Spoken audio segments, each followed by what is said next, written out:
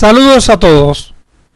Con la actividad orientadora de hoy, comenzamos el estudio de una nueva asignatura, Intervención en Salud, de la disciplina Atención Integral en Salud, lo cual le permitirá aplicar racionalmente métodos, técnicas y procedimientos de búsqueda de información científica, elaboración de cuestionarios, guías de observación y registro, requeridos para el diseño y evaluación de dichas intervenciones. En la actividad orientadora de hoy, se caracterizará la asignatura Intervención en Salud a través de sus temas, objetivos y sistema de evaluación. Podrán además argumentar la importancia del enfoque de riesgo y las estrategias de carácter individual y poblacional para el diseño de intervenciones en salud y aplicar elementos conceptuales y metodológicos para la búsqueda de información científica y el diseño de instrumentos para la recolección de la información requerida en las intervenciones sanitarias que se realizan en la atención primaria de salud.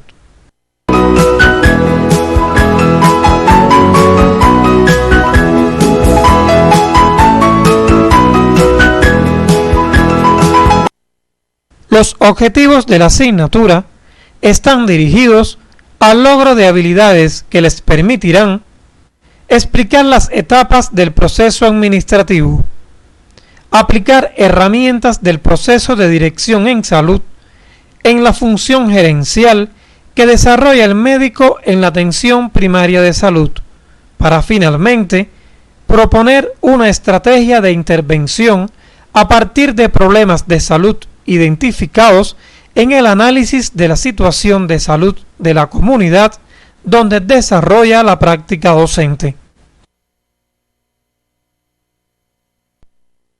La asignatura tiene como campo de acción al individuo, la familia y la comunidad en el espacio de la atención primaria de salud. Se encuentra estructurada en 3 temas distribuidos en 10 semanas.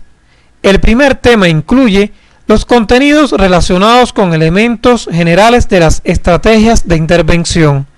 El segundo, con dirección en salud, mientras el tercero incluye enfoques y métodos de dirección. El sistema de evaluación de la asignatura contempla 2 formas, frecuente y final. En la frecuente se comprueban objetivos específicos en el transcurso de las diferentes formas organizativas de la enseñanza utilizadas en la asignatura. La evaluación final se realiza en la semana 10 y consiste en la presentación por parte de los estudiantes del informe final de una estrategia de intervención sobre un problema de salud ya identificado en la población atendida por el equipo de salud del consultorio.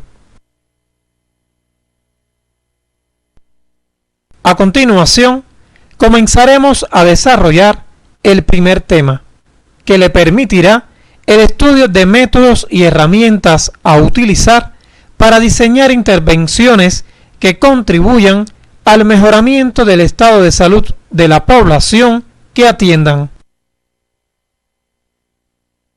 Es oportuno aclarar que las intervenciones en salud son estrategias que se trazan para modificar favorablemente el comportamiento de la situación de salud, por lo que su definición es análoga a la de estrategia de intervención. En la definición que se observa en la imagen, quedan implícitos 3 elementos fundamentales: el diagnóstico de problemas, la identificación de cursos de acción y los recursos necesarios para la intervención. Estos elementos deben ser organizados en función de promover, mantener y restaurar la salud. Ahora bien, para realizar cualquier intervención en salud es necesario tener en cuenta las condiciones siguientes. Deben responder a necesidades de salud de la población, ser planificadas, participativas, consensuadas, incluyentes, controladas y, por último, evaluadas oportunamente. Los antecedentes históricos de las intervenciones en salud se remontan a los primeros intentos del hombre para modificar el curso del proceso salud-enfermedad. En una primera etapa, las estrategias de intervención estuvieron orientadas hacia la eliminación de enfermedades, es decir, la prevención secundaria.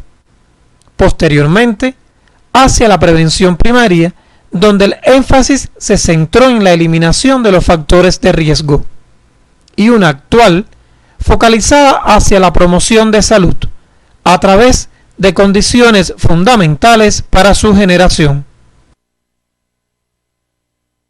Las intervenciones en salud tienen en cuenta factores de índole político, económico, social, cultural, ambiental, conductual y biológico, que inciden directamente en la salud de las personas, la familia y la comunidad, y se apoyan para su elaboración en disciplinas de las ciencias biológicas y sociales. Según el predominio de las funciones médicas, las intervenciones en salud se clasifican en de prevención, de recuperación, de rehabilitación, de promoción y mixtas. Según el nivel en que se realice la intervención en salud, se clasifican en individual y poblacional o de masas. Otra clasificación de las estrategias de intervención se basa en el alcance de sus objetivos e incluye, entre otras, de cambio organizacional, de comunicación, de mercadotecnia y educativa. Ahora estamos en condiciones de explicar cómo se relacionan las determinantes modo, condiciones y estilo de vida ya estudiadas por ustedes a propósito de la determinación social de la salud con el nivel en que se desarrolla y el tipo de intervención.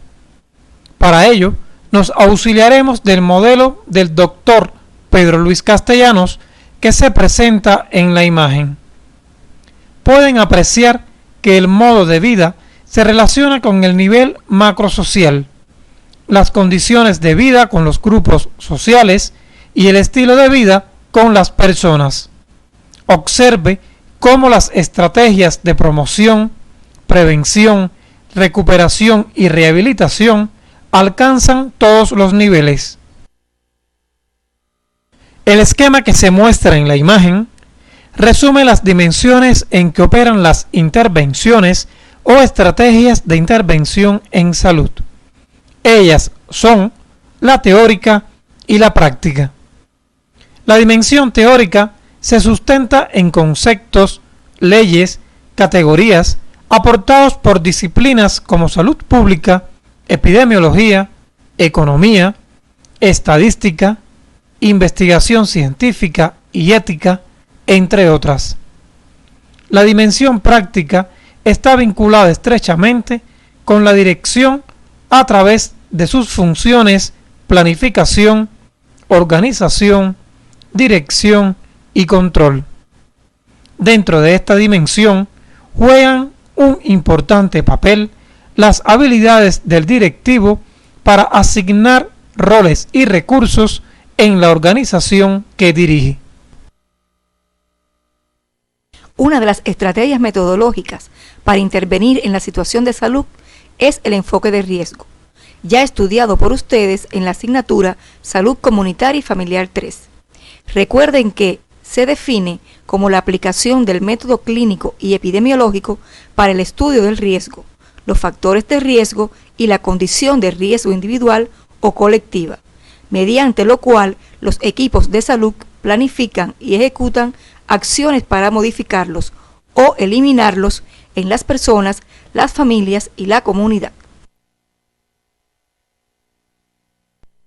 El enfoque de riesgo permite trazar estrategias de promoción de salud, prevención y control de riesgos y enfermedades a nivel personal y colectivo. La primera tiene un enfoque individual o de alto riesgo y la segunda poblacional o de masas. A continuación se describen las características, ventajas y desventajas de cada una. La individual es el enfoque médico tradicional de la prevención y se basa en la pesquisa de características o factores que incrementan la probabilidad de enfermarse en individuos que aparentan estar sanos. Este enfoque individual persigue modificar la distribución del riesgo y así reducir la morbilidad y la mortalidad. Su influencia en los perfiles de salud y enfermedad es limitada, por cuanto un gran número de personas con bajo riesgo puede aportar más casos que un limitado grupo con alto riesgo. Las principales ventajas son: se concreta a los problemas de salud de las personas, superior motivación del profesional de la salud que interviene, mejor utilización de los recursos disponibles y más adecuada relación costo-beneficio. Entre sus desventajas se encuentran dificultades en la gestión del proceso de pesquisaje, elevado costo, carácter no radical, temporal y paliativo, potencialidad limitada, porque la capacidad para predecir futuras enfermedades es pobre, limitado alcance de la intervención para la modificación de la conducta. Por su parte, el enfoque poblacional o de masas tiene como objetivo controlar las determinantes de la frecuencia de la enfermedad, en especial la reducción del nivel medio de factores de riesgo de toda la comunidad. Esto implica la adopción de métodos masivos de control ambiental y cambios en las normas de comportamiento social. Este enfoque preventivo tiene como ventaja que resulta más ajustado desde el punto de vista de la conducta, pues toda vez que una norma social ha sido adoptada, se requieren pocos esfuerzos de las personas para mantenerla. Entre sus desventajas se encuentran poco interés de las personas, pues las medidas que ofrecen mucho a la población pueden no ser percibidas de la misma manera por los individuos que participan. Los equipos de salud pueden desmotivarse en el curso de la intervención. La relación beneficio-riesgo, pues la persona tiene una expectativa mínima de recibir provecho y este puede verse contrarrestado por pequeños riesgos que se corren durante este tipo de estrategia. La importancia de integrar los enfoques individual y poblacional radica en que se alcanzaría mayor efectividad en la generación de salud y la solución de problemas.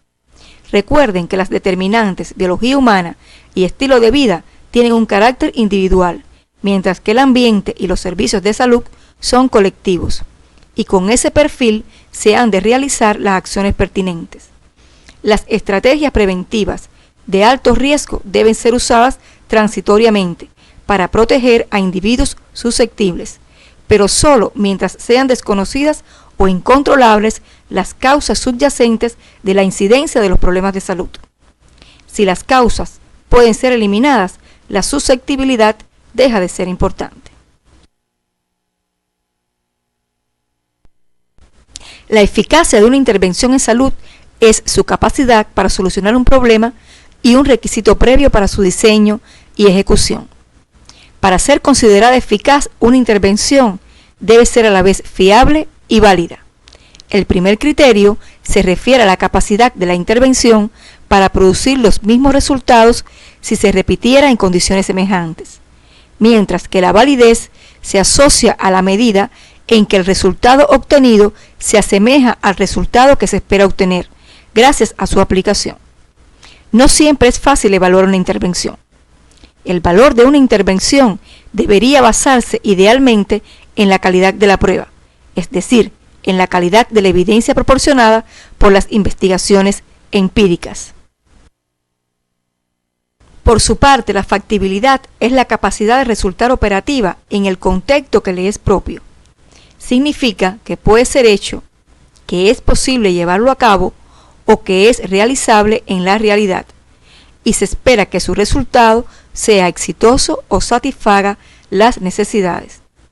Entre los tipos de factibilidad que se deben aprobar antes de aceptar desarrollar cualquier intervención están la legal, la política, la económica, la organizacional, la sociocultural y la ética. A continuación detallaremos cada uno de ellos para su mejor comprensión. La factibilidad legal consiste en determinar la compatibilidad de la intervención con las legislaciones vigentes para el escenario de desarrollo.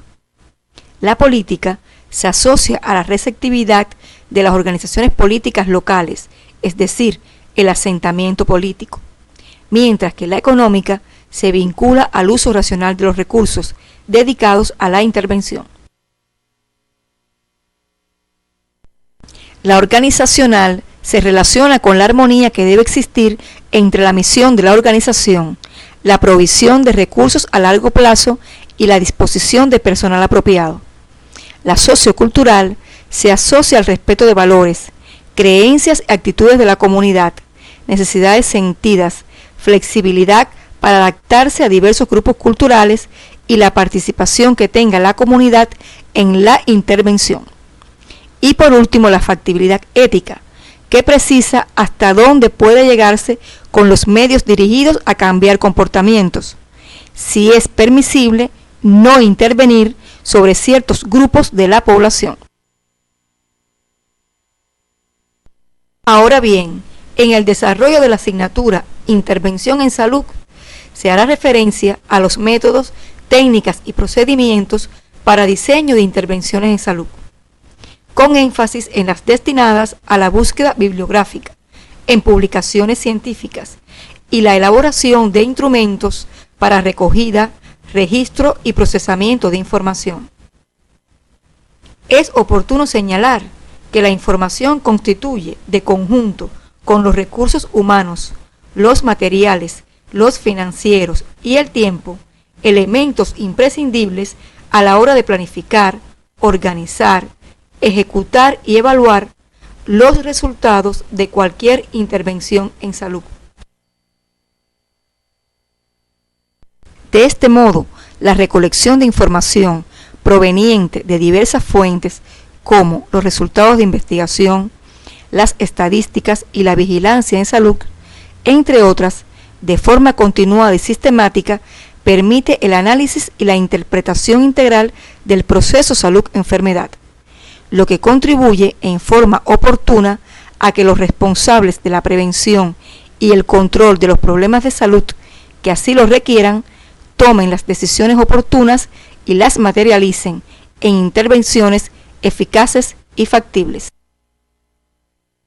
Ustedes deben analizar estos contenidos en la bibliografía básica del tema, que se encuentra en el CD de la asignatura, lo que les permitirá, durante su práctica docente, revisar el análisis de la situación de salud, la historia de salud familiar e individual, entre otros documentos, así como recolectar la información necesaria para diseñar un proyecto de intervención ante un problema de salud de su comunidad.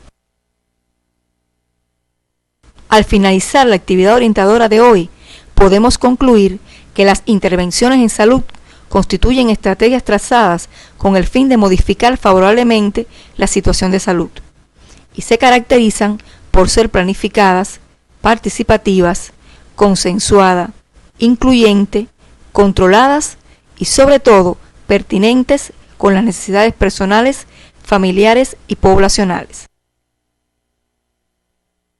El enfoque de riesgo es una de las estrategias metodológicas para intervenir en salud, que permite diseñar, ejecutar y evaluar cursos de acción para la promoción de salud y la prevención y control de riesgos y enfermedades a nivel individual y poblacional. En el diseño de intervenciones es imprescindible la evaluación a priori de su eficacia y factibilidad para lograr resultados efectivos en su diseño y ejecución. En la actividad orientadora de hoy se caracterizó la asignatura Intervención en Salud y se trataron aspectos generales relacionados con su definición, antecedentes y clasificación, así como la relación estrecha del enfoque de riesgo con las intervenciones en salud. En la próxima actividad se orientarán los contenidos relacionados con las generalidades de la dirección en salud, que incluyen sus antecedentes, principios generales, el ciclo administrativo, así como elementos básicos de los programas de salud y las partes de que constan.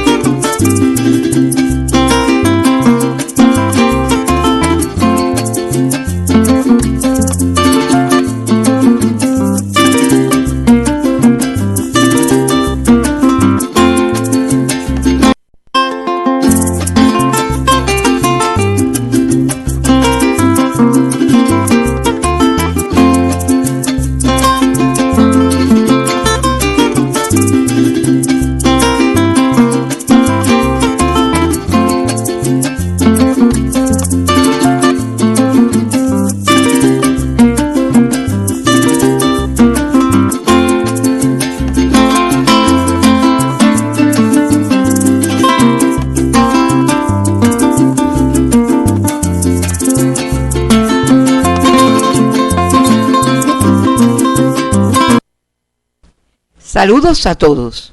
En la actividad orientadora anterior se dieron a conocer los aspectos generales de la asignatura Intervención en Salud y la aplicación de métodos, técnicas y procedimientos de búsqueda de información científica requeridos para el diseño y evaluación de intervenciones dirigidas a mejorar o solucionar problemas de salud de la comunidad. En la actividad orientadora de hoy se tratarán aspectos generales de la dirección en salud, los principios en los que se sustenta la misma, las etapas del proceso o ciclo administrativo, así como las características de los programas de salud que se aplican por el Sistema Nacional de Salud, los tipos de programas, sus propósitos y las partes que lo integran.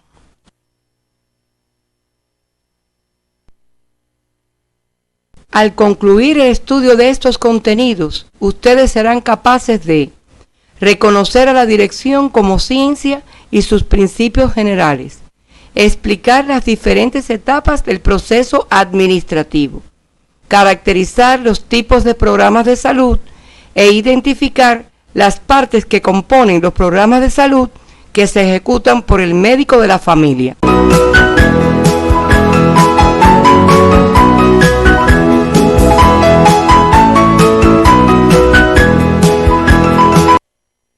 Antes de definir la dirección, debemos aclarar que los términos administración, gestión y gerencia son sinónimos de ella. La dirección surge con la propia existencia del hombre, tiene carácter social y se vincula estrechamente con cada uno de los regímenes sociales por los que ha pasado la humanidad. Por tanto, su modo de acción estará determinado en primera instancia por la formación socioeconómica que rija el sistema social donde ella sea aplicada. Existen diversas definiciones de dirección. Una de las más simples la nombra como la acción de conducir a un grupo humano hacia la consecución de un objetivo común. En esta asignatura asumiremos como definición de dirección a la ciencia social que se manifiesta y proyecta a través de un grupo social, cuya finalidad es alcanzar objetivos comunes mediante la planificación, organización, dirección y control de sus actividades y con el uso de recursos de manera que puedan satisfacer eficientemente las necesidades de la sociedad.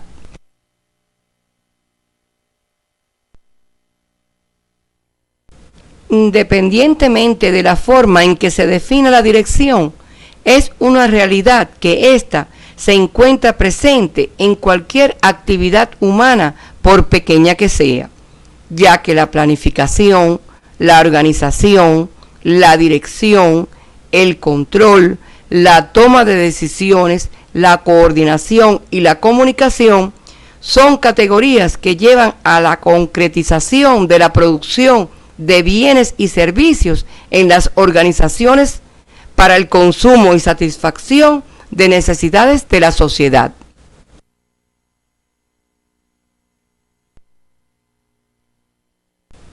La mayor complejidad de la administración comienza a partir de la división de la sociedad en clases y el surgimiento del Estado. Por tanto, el desarrollo de la dirección científica es una necesidad imprescindible para el progreso de los pueblos. A partir del siglo XIX adquiere su carácter de ciencia al basarse en un cuerpo teórico, en leyes y principios generales que la rigen, y ha pasado por diferentes etapas. La primera, o administración clásica, que tiene como principales representantes a Robert Taylor y Henry Fayol, los que reconocieron la administración como un elemento científico e identificaron los componentes de planeación, organización, dirección, ejecución y control. La administración neoclásica, como segunda etapa, tiene como punto fundamental de su teoría definir la administración como una técnica social básica. Marca el inicio de una nueva teoría basada en valores humanísticos en la administración. Se desvincula de la preocupación anterior dirigida hacia la tarea y hacia la estructura y pasa a la preocupación por las personas. Da importancia a la integración social. Hace énfasis en los aspectos emocionales y no racionales del comportamiento de las personas y aporta a los servicios de salud el concepto de satisfacción.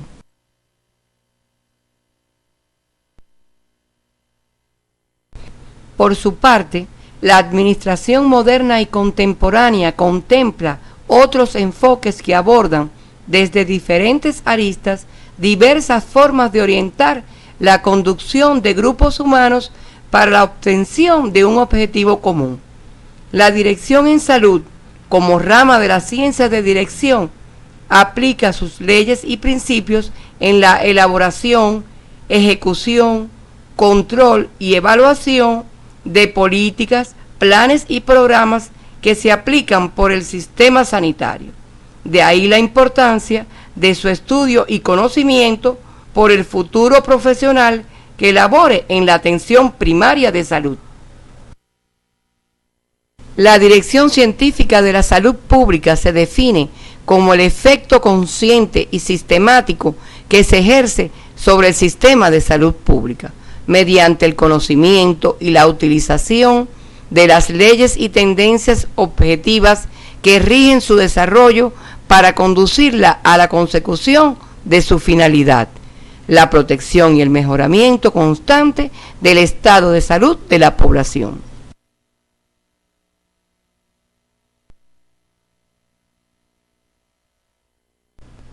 A continuación estudiaremos los principios generales y universales que rigen las ciencias administrativas y resulta necesario conocerlos para lograr una adecuada aplicación de la dirección en salud. Ellos son los siguientes. La racionalidad económica se basa en la búsqueda de la forma de lograr los mejores resultados con el mínimo gasto de recursos, tiempo y con la calidad óptima en el proceso.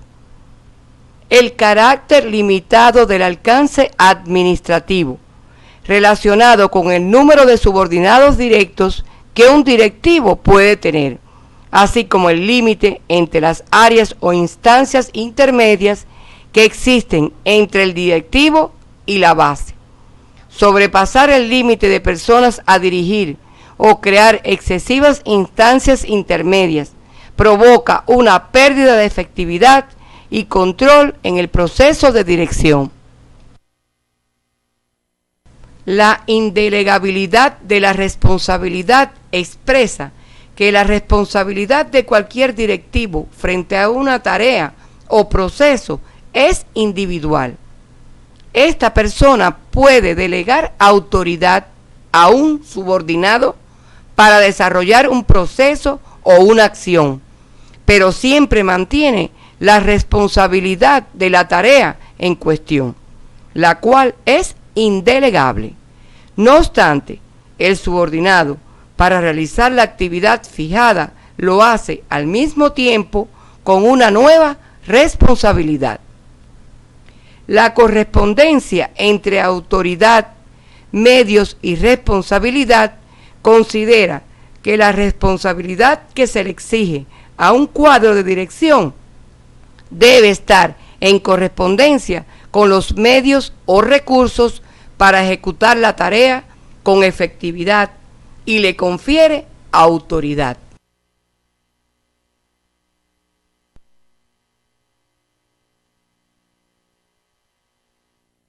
La introducción continua de las técnicas más avanzadas es el principio que promueve en la actividad de dirección todo adelanto científico técnico con el objetivo de mejorar la producción, la productividad o los servicios. No obstante, hay que compatibilizar las necesidades con las posibilidades de solución.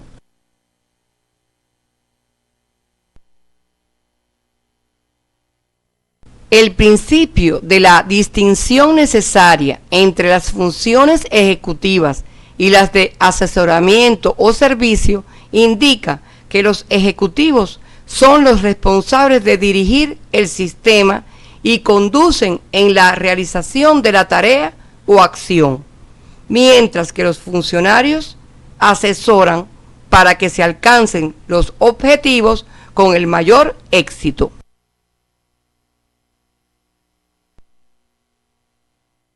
Por último, el principio de la unidad entre la dirección y la información plantea que la información que debe tener el directivo debe ser lo más completa posible para poder tomar las decisiones correctas y luego poder transmitirlas a sus subordinados.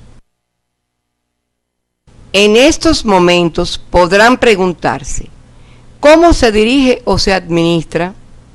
La respuesta está en que la dirección constituye un verdadero proceso, el cual se lleva a cabo por medio de 4 subprocesos o funciones, que son planificar, organizar, dirigir y controlar.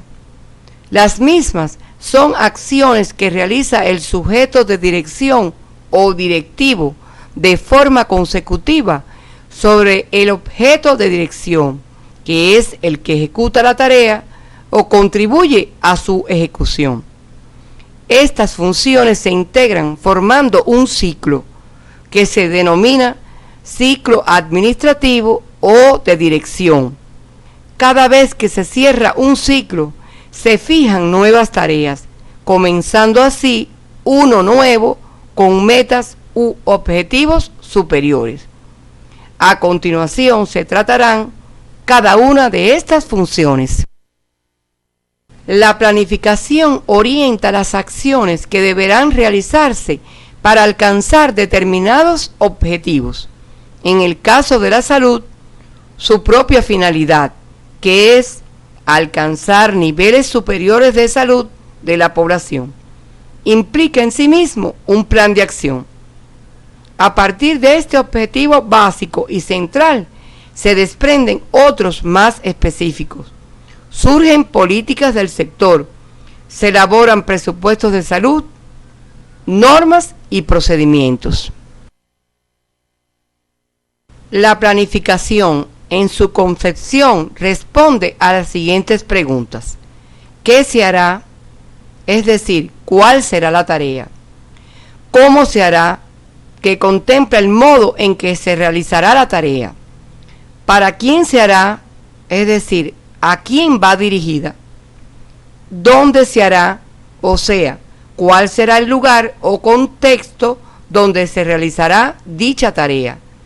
La expresión concreta de la planificación la constituyen los planes y los programas. Estos últimos se tratarán más adelante.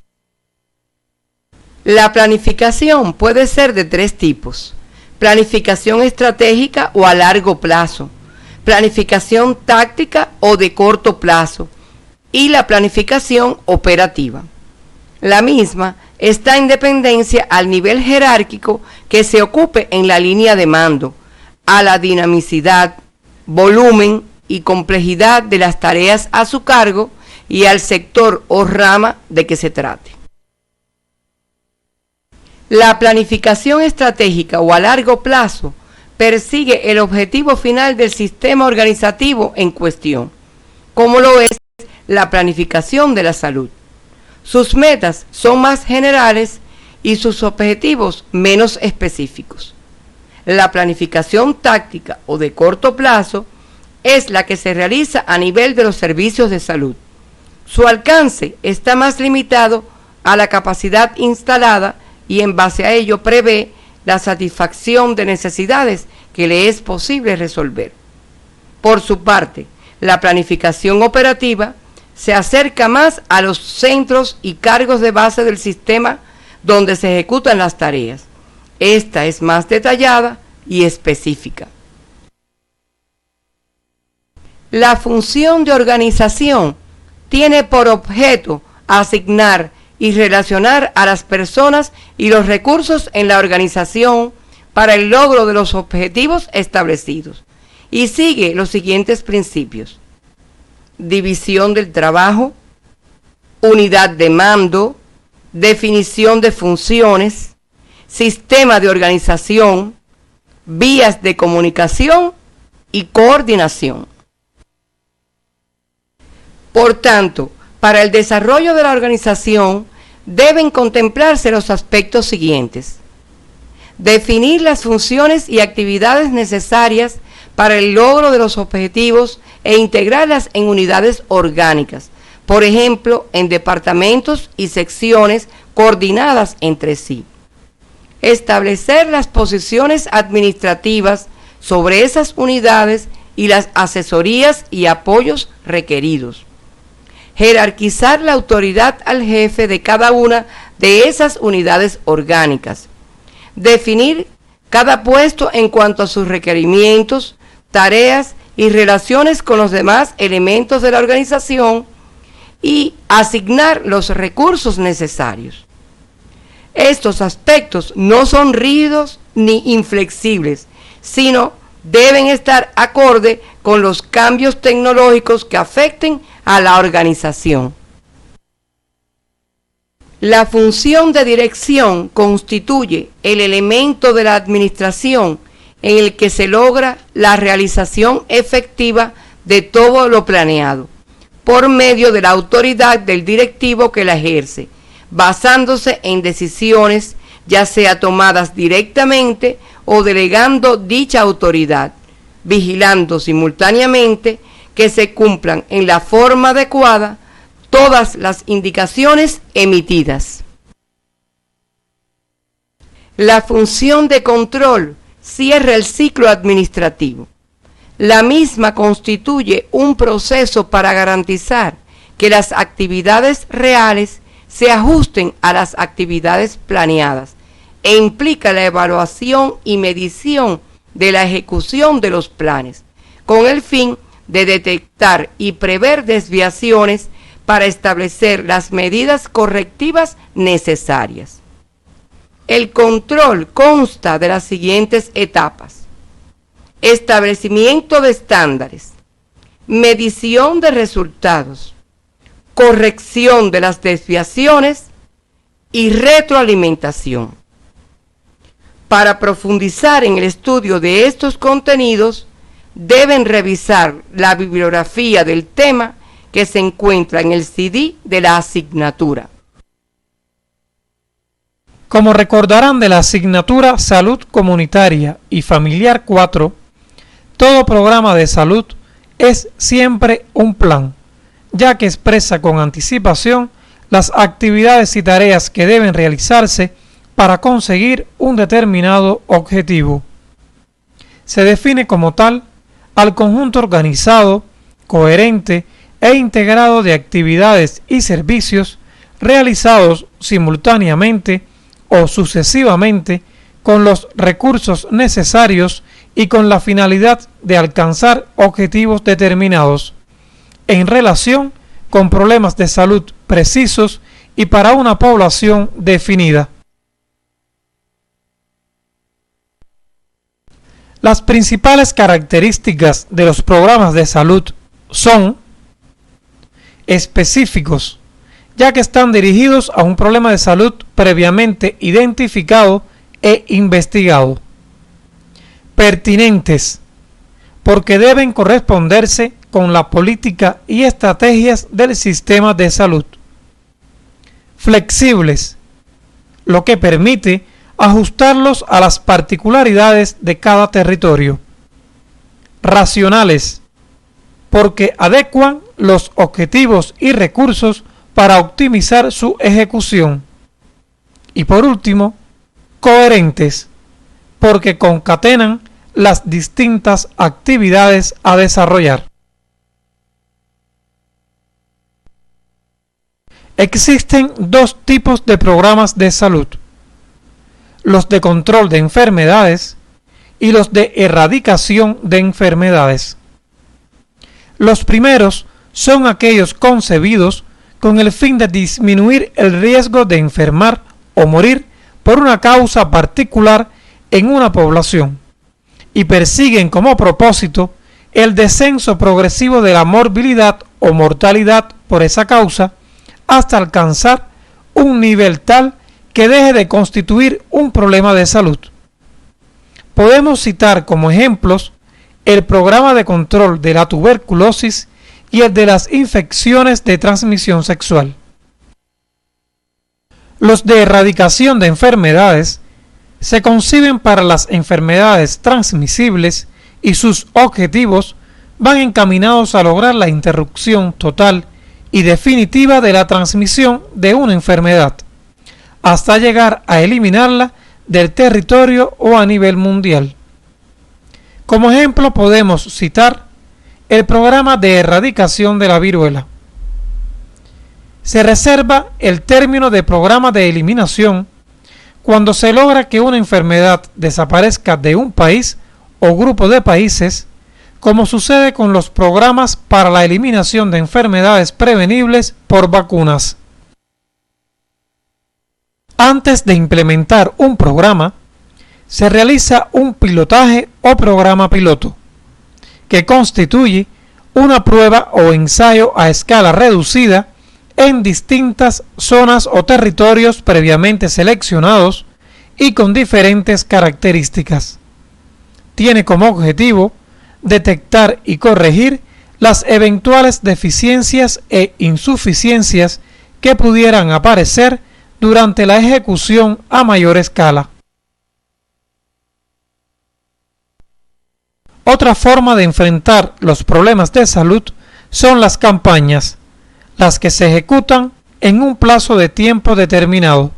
No obstante, pueden repetirse cada determinados periodos, como ocurre con la campaña de vacunación antipoliomielítica que se realiza todos los años en muchos países. Los programas de salud deben responder a las preguntas básicas que integran todo plan, es decir, qué, cuándo, dónde, quién, cómo y con qué. A continuación, trataremos los elementos que conforman los programas de salud. Antecedentes y justificación. Objetivos. Límites temporales y espaciales. Identificación y definición de su objeto de trabajo. Actividades. definición de los recursos, cronograma de trabajo, indicadores específicos y sistema de evaluación.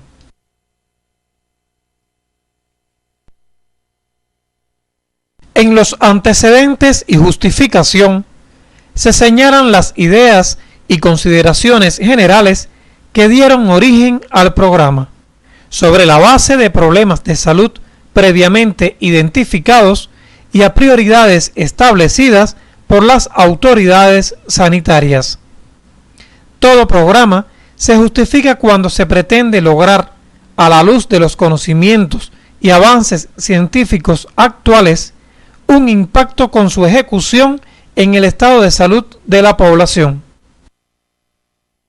Los objetivos enmarcan la razón de ser del programa, esclarecen las metas tácticas y las concepciones estratégicas del mismo. Los límites temporales y espaciales están en función del tiempo declarado para dar solución final al problema de salud, para lo cual fue diseñado el programa.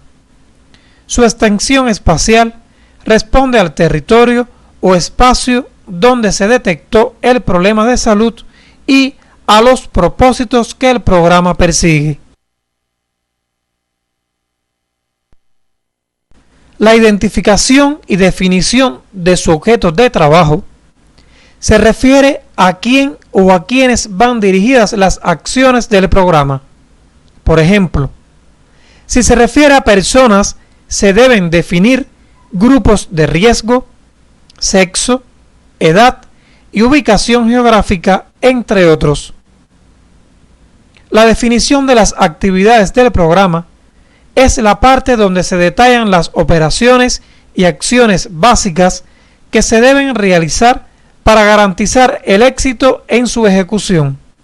Pueden incluirse las técnicas y métodos de diagnóstico y tratamiento que se deben utilizar en los casos que así lo requieran.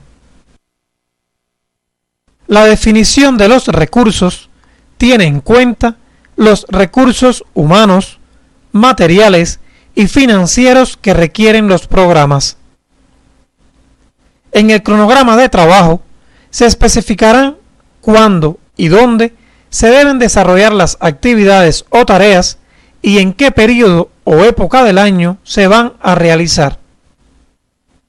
En los indicadores específicos se dejarán explícitos aquellos que se utilizarán para la medición cuanticualitativa de los resultados de sus acciones relacionados con los objetivos del mismo.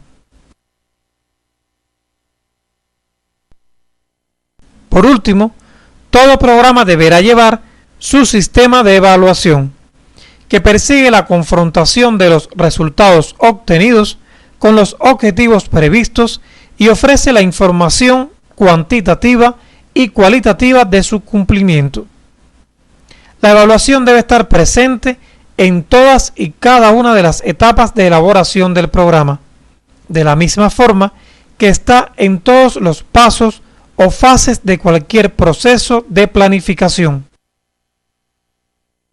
Al finalizar la actividad orientadora de hoy, podemos concluir que la dirección en salud es el efecto consciente y sistemático que se ejerce sobre el sistema de salud pública, mediante la utilización de leyes, principios y tendencias objetivas que rigen su desarrollo.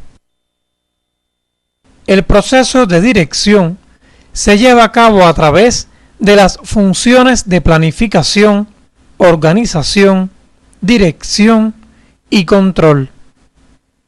Los programas son planes donde se profundizan y detallan los objetivos que se deben alcanzar, las tareas a ejecutar y los recursos que se necesitan para su materialización. En la actividad orientadora de hoy, se estudiaron las generalidades de la dirección en salud, las funciones del ciclo administrativo, los programas de salud, sus propósitos, características, tipos de programas y las partes que lo componen. En la próxima actividad se orientarán los contenidos relacionados con las habilidades básicas de dirección, así como la organización del trabajo del médico de la familia en su función de dirección.